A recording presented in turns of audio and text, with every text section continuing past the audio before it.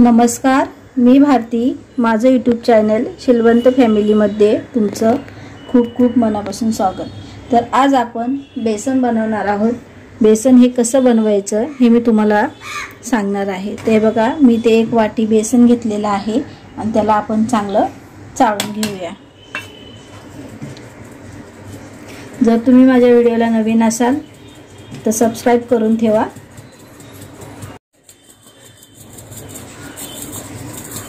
हे बघा, आपण सगळं बेसन हे चाळून घेतलेलं आहे.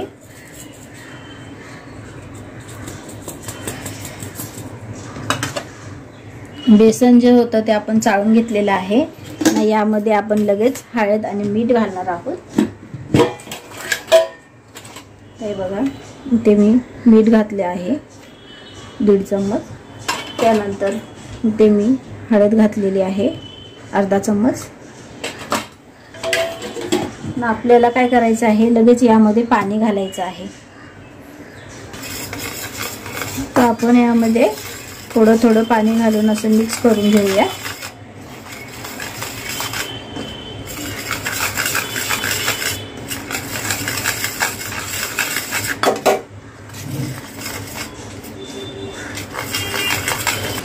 ते बघा, आपण पाणी घालून याला पातळ बनवलेलं आहे. आता आपण हे 5 मिनिटं असं ठेवूया.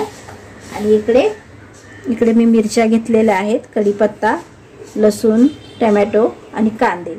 हे सगळं आपण बारीक करून घेणार आहोत. छान असा कांदा बारीक करून घ्या. इकडे पॅन गरम करण्यासाठी ठेवला आहे मी आणि इकडे लगेच सगळे कांदे वगैरे कापून घेते.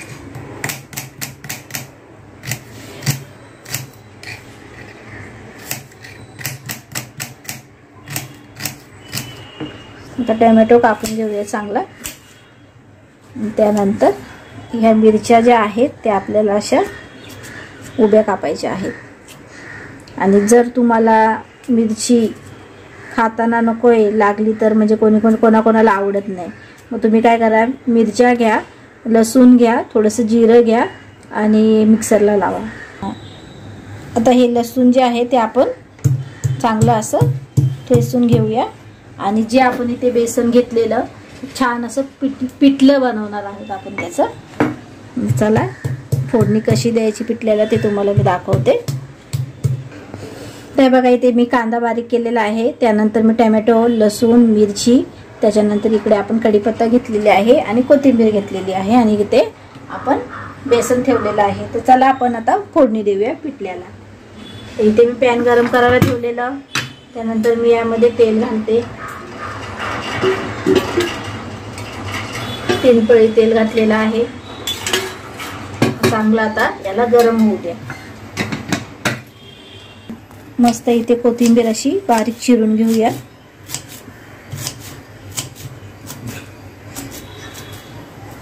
आपलं इथे तेल गरम झालेलं आहे. त्यामध्ये मोहरी घालते. त्यानंतर मी इथे जिरं घातलेलं आहे. लगेच आपल्याला इथे पहिला मिरची घालायची आहे.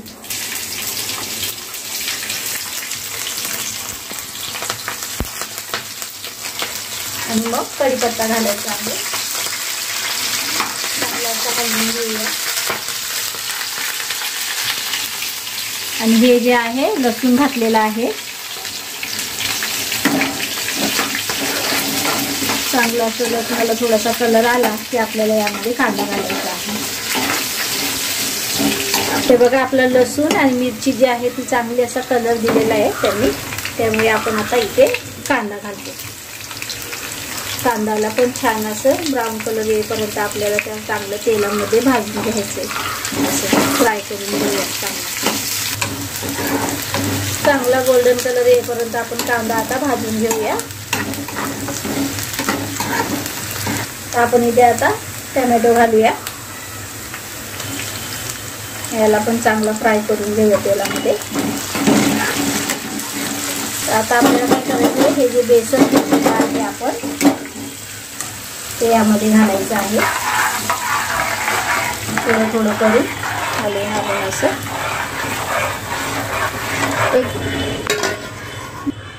एकदम नाही घालायचं आपल्याला, नाही तर गाठ्या होतात त्याच्या, त्यामुळे थोडं थोडं घालायचं आपलं. चांगलं असं हलवून घेऊया. पुन्हा आपल्याला यामध्ये 2 ग्लास पाणी घालायचं आहे. आपल्याला असं हलवतच राहायचं आहे आणि त्यावेळी पाणी घालायचं असं.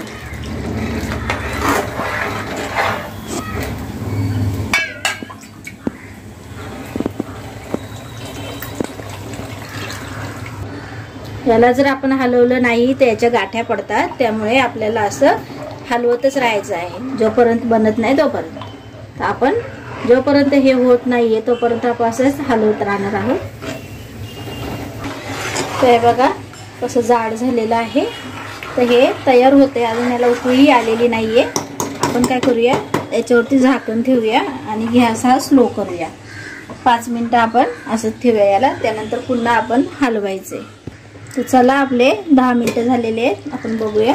हे बघा चांगलं असं शिजून झालेलं आहे. असं हलवूया.